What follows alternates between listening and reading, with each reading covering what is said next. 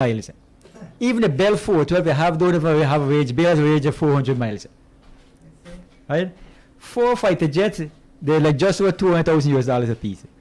Right? The drones they buy don't even have a range even 25 miles. And they've never flown as of yet. Right? So the money they spent could have gotten 4 fighter jets to fly over 900 miles. Yeah. Right?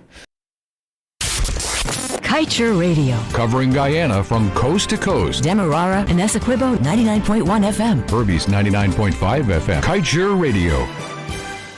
It is now 12 hours. We will take a short break from the rebroadcast of the Glenn Law Show to make space for your main newscast for Saturday, December 18th, 2021. Do stay tuned to Kaieteur Radio.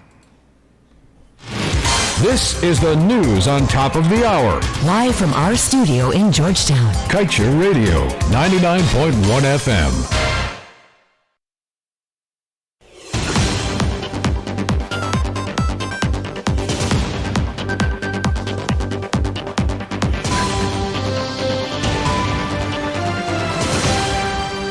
You're listening to Kaieteur Radio 99.1 and 99.5 FM. I'm Kevin Smith. These are the top stories we're tracking. Fraud accused PS cuts checks for contractor before signing contract. Pays half immediately, balance weeks later. AG flags ad hoc procurement of COVID-19 supplies. Found $424 million in contracts awarded without tender board approval. International lawyer says Exxon must get Yellowtail environmental impact assessment right before EPA authorization. A lesson for Guyana, countries with high debt portfolios at risk of defaulting, says the UN Secretary General. Get the full details of these stories and more after the break.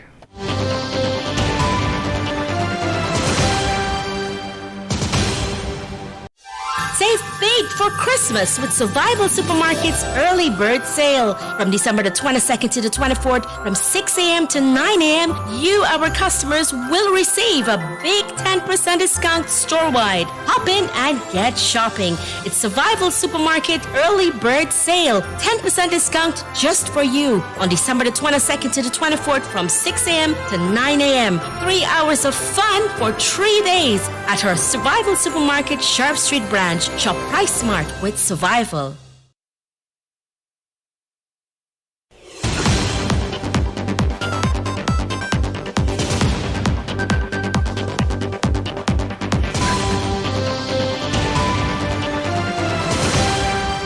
And now for the news in detail. The Ministry of Amerindian Affairs last year not only sole-sourced the purchase of 112 tractors and trailers for Amerindian villages and communities on the basis of market research and not competitive bidding, the checks were drawn up for payment even before a contract was signed. The state of affairs is documented in the Auditor General report for 2021, covering a period when the now fraud-accused Permanent Secretary Sharon Hicks was the accounting officer for that ministry and would have been responsible for such contracts.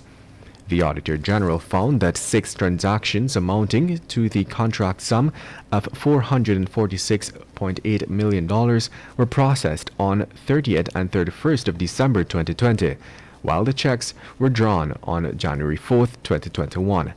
As such, it would mean that Hicks cut the checks for the contractor before signing the contract in order to ensure that the monies would not have to be returned to the consolidated fund. In other news, Auditor General Deodat Sharma has flagged the ad hoc procurement of COVID-19 supplies by the Ministry of Public Health and the Civil Defense Commission for the period March 2020 to August 2020. Sharma said a review was conducted on the procurement process used, the storage and accounting for items and purchased, that should be items purchased and gifts received, and the distribution of hampers. He said this was done to determine whether the activities were done in compliance with relevant laws, regulations, guidelines, and international best practice.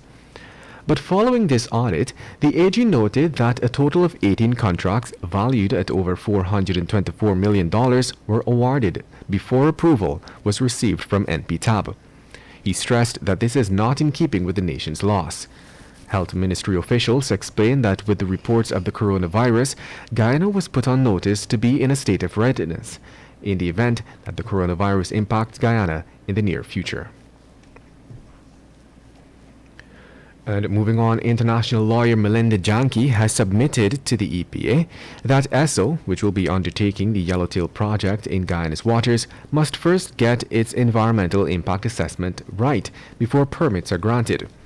In her submissions to the EPA, Janke, an international lawyer of over 30 years, said, and I quote, "It is clear that the environmental impact assessment produced by ERM, the consultant hired by Exxon, contains conclusions that are contrary to science, gives assurances that are unsupported by evidence, and lacks the technical and other data necessary to provide an adequate professional assessment of the environmental impacts of the proposed Yellowtail project."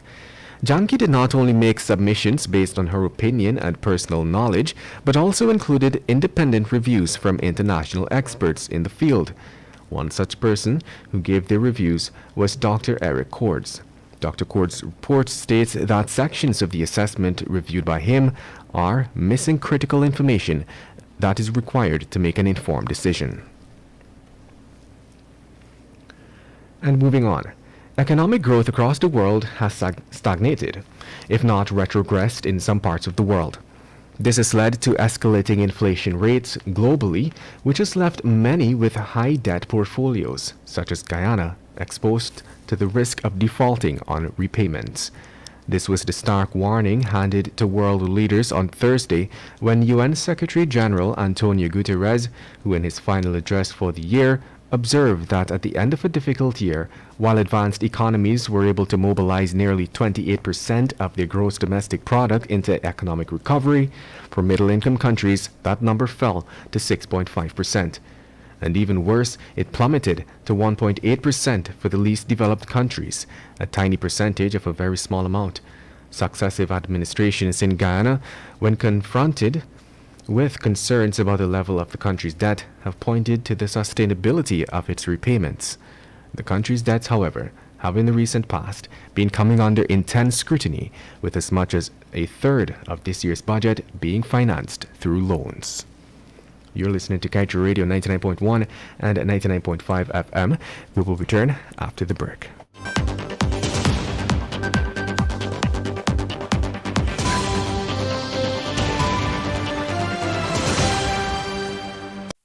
Nothing in life is free, but the MyDigiCell app is. You don't need to be on a data plan to use the app. You can conveniently chat with Ruby or an agent for help, check your account balance, activate a Prime bundle, or gift it to a friend. Send credit, check the Georgetown and Burpees Bridge schedules, activate a roaming plan, play Shake to Win for cool prizes. So don't worry about a data plan, buddy. Download the MyDigiCell app from the Google Play Store or the Apple App Store today. Digicel, better together.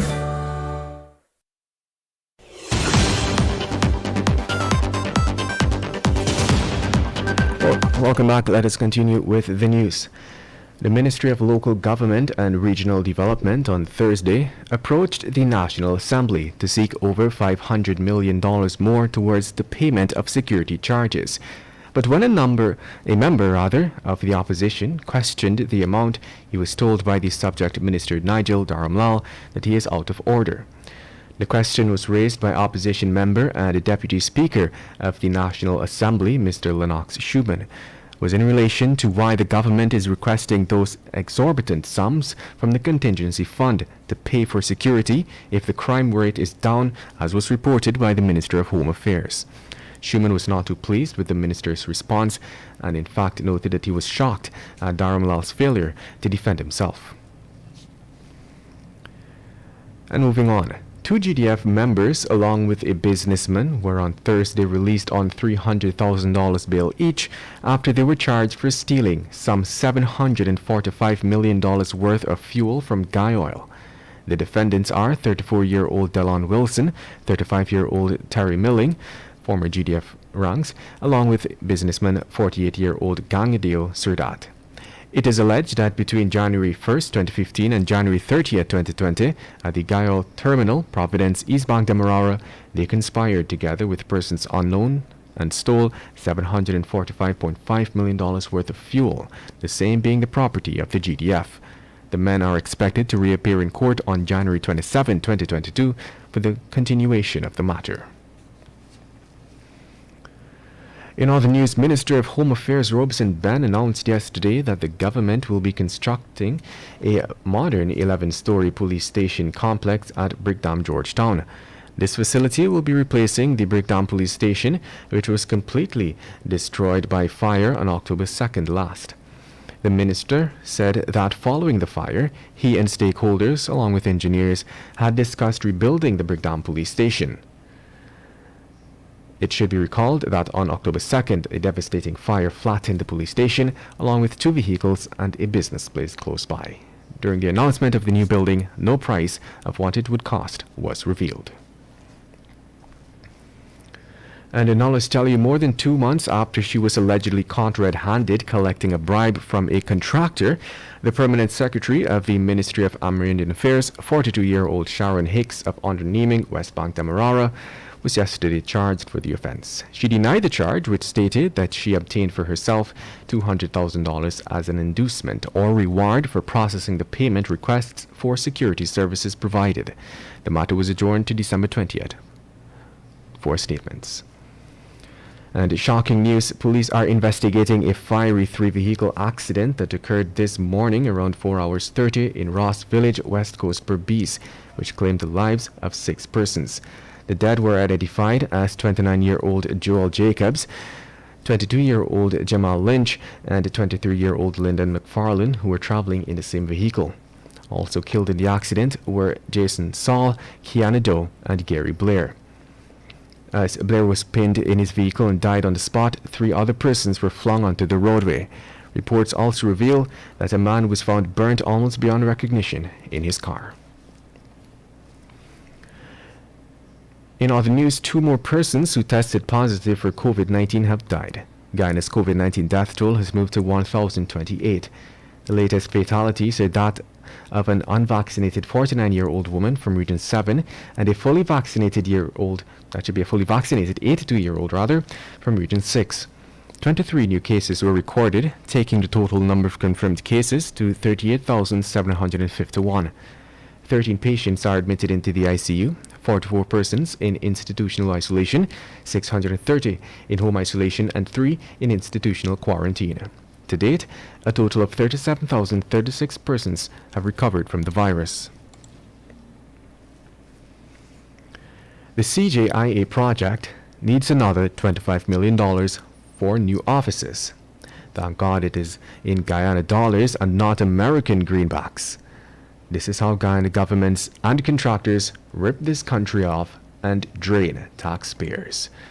$25 million here, $25 million there, and soon there is enough to build another airport.